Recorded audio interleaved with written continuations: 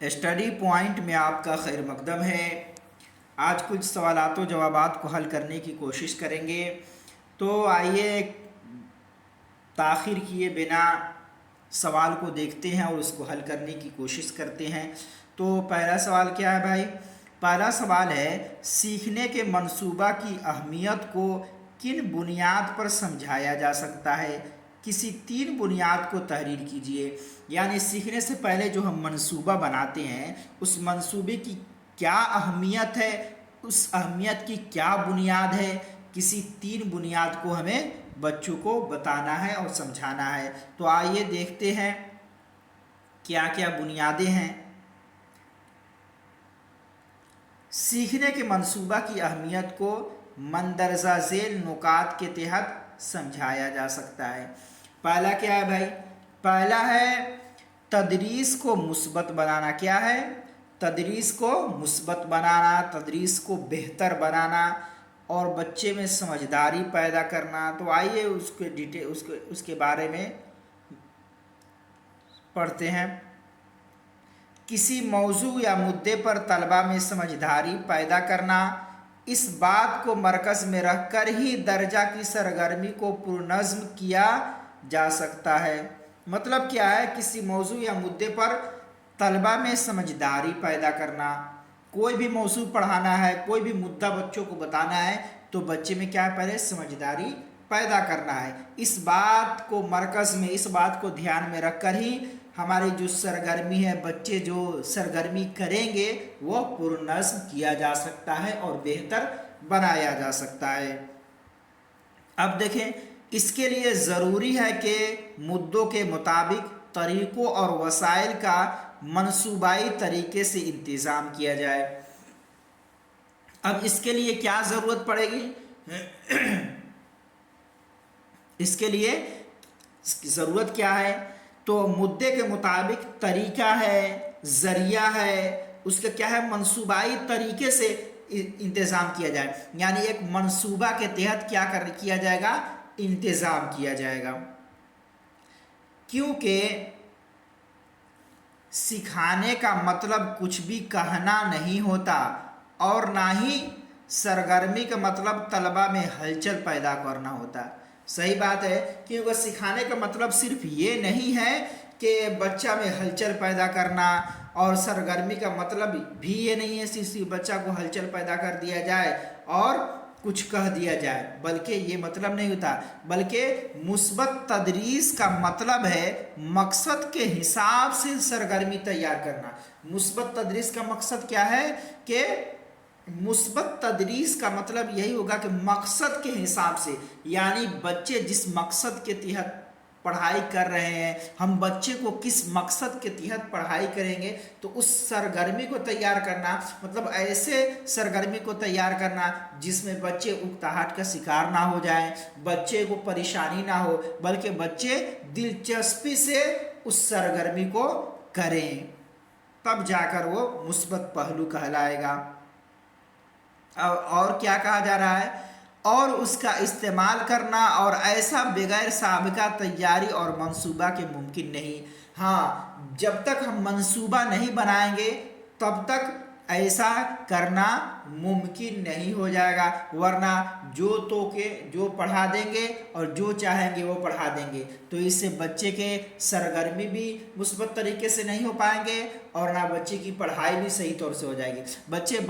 بلکہ ہمیں جو بچوں کو پڑھانا ہے، تو جو سرگرمی کرانا ہے، تو اس سے پہلے ہمیں منصوبہ بنانا ہے کہ پہلے کون سا نظم پڑھیں گے، اس میں کیا بتائیں گے، اس سے پہلے والا چپٹر میں کیا تھا، اس کے بعد والے چپٹر میں کیا آئے گا۔ تو اس طرح کے سارے منصوبے کو تیار کریں گے تو یہ مثبت تدریس کہلائے گا۔ اب دیکھیں آگے کیا ہے؟ تدریس کو دلچسپ بنانا۔ کیا ہے بھائی؟ تدریس کو دلچسپ بنانا۔ اب اس کا مطلب کیا ہوتا ہے؟ دیکھیں، سیکھنا صرف اطلاعات کا جمع کرنا نہیں، بلکہ حالات کے مطابق اطلاعات، واقعات کو طلباء کی زندگی کے تجربات سے جوڑ کر انہیں متحرک بنانا ہے۔ بالکل صحیح کہا جا رہا ہے، سیکھنا صرف इंफॉर्मेशन करना नहीं, इंफॉर्मेशन का जमा करना नहीं, बल्कि हालात के मुताबिक इत्तलात जो वाक़यात हो उसको तलबा की ज़िंदगी के से जोड़कर हमें क्या करना है, तलबा को आगे बढ़ाना है और तलबा को पढ़ाई की तरफ राग़िब करना है। अगर उनकी ज़िंदगी से जोड़ेंगे तब बच्चे सीखने में दिलचस्पी भी लेंगे और बच्चे की जो तालीम है वो तालीम में भी बच्चे को काफ़ी मदद मिलेगी। ठीक है, अब देखें, तलबा के तजर्बात को तदरीस से जोड़ने के लिए मुअस्सिर और दिलचस्प तरीक़ा को तलाश करने की ज़रूरत है ताकि तलबा अपने तजर्बात की बुनियाद पर तदरीस में दिलचस्पी ले सके। क्या है भाई, क्या है कि तलबा के तजर्बात को तदरीस से जोड़ने के लिए मुअस्सिर और दिलचस्प तरीक़ा तलाश करने की ज़रूरत है। यानी कि तलबा के तजर्बात और उनके जो फ़िक्र है और सोच है किस तरह आगे बढ़ेंगे, उनकी तदरीस किस तरह आगे बढ़ेगी, हमें इसके लिए क्या करना है, कोई बेहतरीन और दिलचस्प तरीक़ा इख्तियार करना है ताकि बच्चे हंस खेल कर सही ढंग से पढ़ भी लें और उन्हें कोई परेशानी भी ना हो और वो पढ़ाई से जी भी ना चुराएं। ठीक है, ताकि तलबा अपनी तजर्बात की बुनियाद पर तदरीस में दिलचस्पी ले सके। अगर हम कोई मुअस्सिर और बेहतर तरीक़ा बच्चों के लिए अपनाएंगे, ऐसा तरीक़ा अपनाएंगे जिसमें बच्चों को बोलने की आज़ादी हो, बच्चे बिला झिझक बोल सकते हो, डर और खौफ उनको ना हो, आपस में एक दूसरे से सही ढंग से बात कर सकें, तो ऐसी तदरीस क्या हो जाएगी, बच्चे इस तदरीस में, इस पढ़ाई में दिलचस्पी लेंगे और तदरीस इस तरह दिलचस्प भी हो जाएगा और बच्चे का की जो तालीम है इसमें मदद मिलेगा। अब देखें उसके बाद क्या है, ज़ाती इनफरादियत। ज़ाती इनफरादियत मतलब देखें, तलबा व तालिबात में अपनी ज़ाती इनफरादियत पाई जाती है, यानी उनके अंदर जो डेवलप होता है वो तलबा क्या करते हैं, खुद अपने से करते हैं, ऐसा नहीं कि किसी की मदद से उनके अंदर आ जाता है। मदद भले ही मिलता है लेकिन जो इनकी कोशिश होती है उनकी ज़ाती अपनी कोशिश होती है। ठीक है, सभी व तालिबात का सीखने का अमल एक जैसा नहीं होता और ये मुअल्लिम के लिए सबसे बड़ी चुनौती है। सही बात है, हर बच्चे एक तरह के नहीं होते हैं। कोई बच्चा का जो एजुकेशन है वो बहुत जल्द डेवलप करता है, कोई पीछे रह जाता है, कोई बीच में रहता है, तो हर किसी का अलग अलग दौर चलता है और अलग अलग तरीके से बच्चे सीखते हैं। सबका सीखने का अमल एक जैसा नहीं रहता है और एक जैसा जब सबके सीखने का अमल नहीं रहेगा तो मुअल्लिम के लिए एक चैलेंज भी रहेगा, एक चुनौती भी रहेगा। अब देखें, मुअल्लिम को जमात में क्या है भाई, मुअल्लिम को जमात में तलबा की इनफरादी सलाहियत का ख्याल रखते हुए दराजाती अमल में शमूलियत को यकीनी बनाने के लिए मुअस्सिर हिकमत अमली बनाने की ज़रूरत है ताकि सीखने का मंसूबा कारआमद हो सके। यानी मुअल्लिम क्या करे, जमात में तलबा की इनफरादी सलाहियत का मतलब हर तलबा की सलाहियत और काबिलियत अलग अलग होती है, हर बच्चे एक तरह से डेवलप नहीं करते हैं। तो दराजाती अमल में क्लास रूम में क्या करना है, उस शमूलियत को, शामिल को क्या करना है, यकीनी बनाने के लिए हमें कोई ऐसा अमल ढूंढना है, कोई ऐसा मुअस्सिर हिकमत अमली बनाने की ज़रूरत है ताकि बच्चे क्या करें, बच्चों के लिए सीखने का जो मंसूबा है वो कारआमद हो सके। यानी हम ऐसा मंसूबा बनाएं जिसमें हर एक बच्चे को आसानी से सही ढंग से बच्चों को पढ़ा सके ताकि ये क्लास और जो तालीम है मुअस्सिर अंदाज में हो पाए। ठीक है, अब देखें उसके बाद है दराजाती आमाल का इंतज़ाम करना। दराजाती आमाल का मतलब दर्जात में जो कामें हैं उनका इंतज़ाम करना। अब देखें, किसी दर्जा के लिए मकासिद, सरगर्मियाँ, वसाइल और तजर्बात के दरमियान जिस मिक़दार में रब्त होगी, दराजाती आमाल के उस मिक़दार में मुनज़्ज़म तौर पर चलने की उम्मीद की जा सकती है।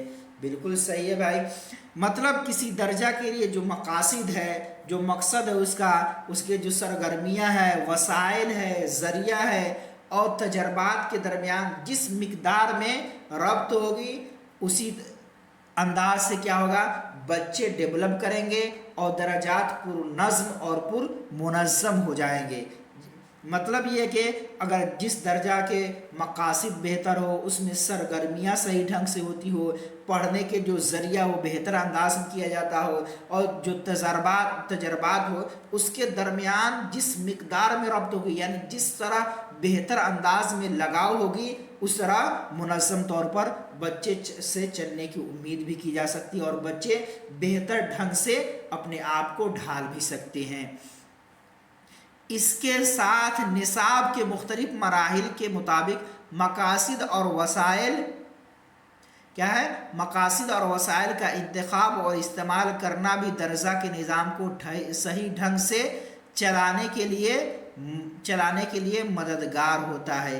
क्या मतलब भाई, इसके साथ निसाब के मुख्तलिफ मराहिल के मुताबिक, यानी जो पाठ्यक्रम है उसके मुख्तलिफ मराहिल के मुताबिक क्या करना है, उसके जो मकसद है, उसका जो ज़रिया है, जो उसका वसाइल है, उसका इंतखाब करना और उसका इस्तेमाल करना भी दर्जा के निज़ाम को सही ढंग से चलाने के लिए मददगार साबित होगा। यानी इसका मतलब ये है कि जो निसाब में दाखिल हो गया तो दाखिल हो गया, उसके अलावा हम कुछ पढ़ाएंगे ही नहीं, बल्कि निसाब के अलावा भी हमें क्या करना है, बच्चे को बाहरी ज़िंदगी से जोड़ कर पढ़ाना है, ताकि बच्चे जब बाहरी चीज़ों को देखेंगे, उसका अनुभव करेंगे, तो बच्चे में तालीम के जो एजुकेशन का जो उनका मादा है आगे बढ़ेगा। ठीक है, आगे देखें क्या कहा जा रहा है, इन सभी में आपसी तवाज़ुन बनाए रखने के लिए साबिका तैयारी ज़रूरी है। मतलब ये सारी चीज़ें जो हैं, दिलचस्प मुअस्सिर बनाना और मंसूबा की तैयारी करना, बच्चे को दर्जाती अमाल का ध्यान रखना, तो इन सब चीज़ों में आपसी तवाज़ुन बरकरार रखने के लिए हमें क्या करना है, साबिका तैयारी ज़रूरी है। यानी इन सब चीज़ों को ध्यान में रखने के लिए पहले हमें मंसूबा बनाना है कि पहले हम क्लास में जाकर क्या करेंगे, फिर बच्चे से किस तरह बात करेंगे, फिर बात करने के बाद बच्चे को किस तरह पढ़ाएंगे, फिर पढ़ाने के दौरान पहले जो पढ़ा चुके हैं उसको बताएंगे, फिर आगे जो आने वाली सबक है उसके बारे में बताएंगे। तो इस तरह की तैयारी ज़रूरी है, तब जाके बच्चे मुअस्सिर अंदाज में पढ़ने के काबिल होंगे और पढ़ने में दिलचस्पी लेंगे। ठीक है, तो आज का पहला सवाल यही था। दूसरा सवाल देखते हैं। दूसरा सवाल है, तख्लीकी तदरीसी तरीक़ेकार क्या होता है और उसका सीखने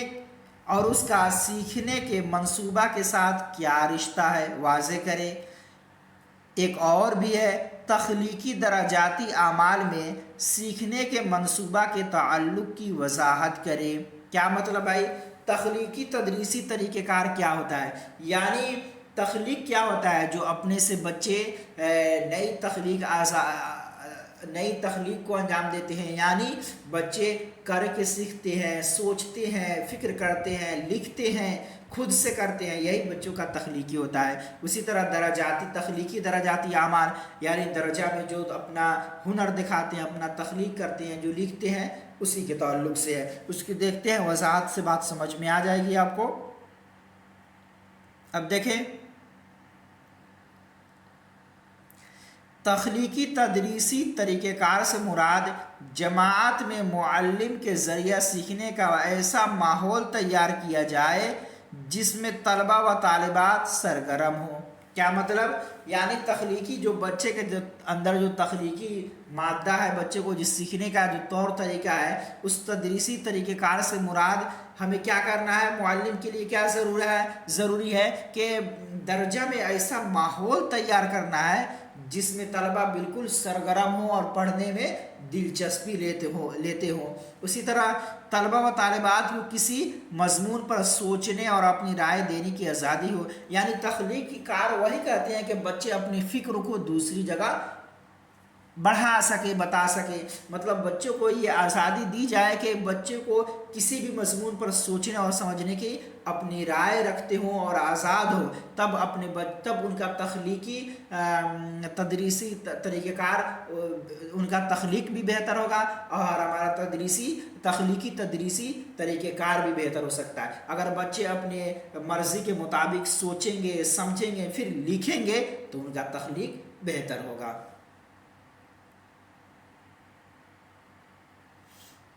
اب دیکھیں، اپنی تخلیقی صلاحیت کی بنیاد پر مضمون سے متعلق وضاحت کر سکے، یعنی اپنی تخلیقی صلاحیت کی بنیاد پر، مطلب وہ جو لکھ رہے ہیں، بچے کو جو مضمون لکھنے کے لیے دیا گیا ہے، تو بچے کو اس طرح آزاد ہوں بچے کہ وہ اپنی تخلیق کی مکمل متعلق تمام وضاحتیں پیش کر سکے۔